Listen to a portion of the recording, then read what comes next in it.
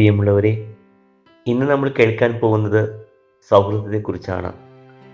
എന്താണ് സൗഹൃദത്തെക്കുറിച്ച് വിശുദ്ധ അഗസ്റ്റിനോസ് പറയുന്നത്? ദൈവത്തെ അന്വേഷിച്ചുകൊണ്ട് മരുഭൂമിയിലേക്ക് ഒറ്റയ്ക്ക് പോകുന്ന ഒരു സന്യാസിയേക്കാൾ അഗസ്റ്റിൻ ആഗ്രഹിച്ചത് സഹോദരങ്ങളോടൊപ്പം ഒരുമിച്ച് ദൈവത്തെ അന്വേഷിക്കുന്ന ഒരാളായി ഒരു സന്യാസ സമൂഹത്തിൽ ജീവിക്കുവാനാണ്.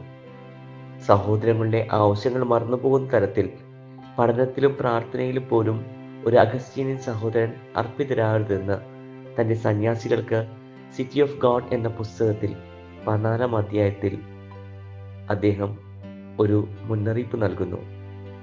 സൗഹൃദങ്ങൾ ഒരു മനുഷ്യൻ്റെ സുസ്ഥിതിക്ക് ആവശ്യമുള്ളതാണ്. എന്നാൽ ഈ സൗഹൃദങ്ങൾ ദൈവത്താൽ പ്രേരിതമായിരിക്കണം എന്ന് വിശുദ്ധൻ ഓർമ്മിപ്പിക്കുന്നു. ഈ സൗഹൃദം വിശുദ്ധ അഗസ്റ്റിനോസിൻ്റെ കാഴ്ചപ്പാടിൽ 3 കാര്യങ്ങൾ ഉള്ളതായിരിക്കണം.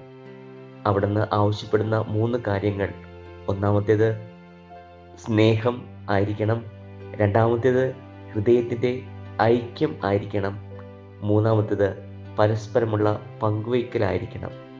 അഗസ്റ്റിൻ ഈ സൗഹൃദത്തെ ചൂണ്ടിക്കാണിക്കാനായി ഉപയോഗിച്ചത് അമിച്ചിത്തിയ എന്ന ലത്തീൻ വാക്കാണ്. 2 പേരെ ആർദ്രമായ ഹൃദയത്തോട് ഒന്നിപ്പിക്കുന്ന സൗഹൃദത്തെയാണ് ഈ വാക്ക് അർത്ഥമാക്കുന്നത്.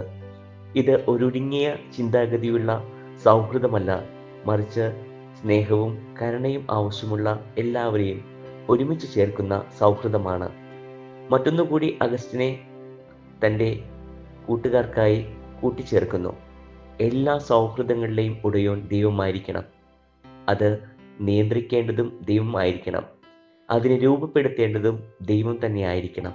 കാരണം എല്ലാ സൗഹൃദങ്ങളും അതിൻ്റെ പൂർണ്ണതയിലെത്തുന്നത് സ്നേഹിക്കുന്ന 2 ആളുകൾ അല്ലെങ്കിൽ സ്നേഹത്തിലായിരിക്കുന്ന വ്യക്തികൾ ഒരുമിച്ച് സ്വർഗത്തിലെത്തിച്ചു വരുമ്പോൾ മാത്രമാണ് എന്ന് വിശുദ്ധൻ നമ്മളെ ഓർമ്മിപ്പിക്കുന്നു.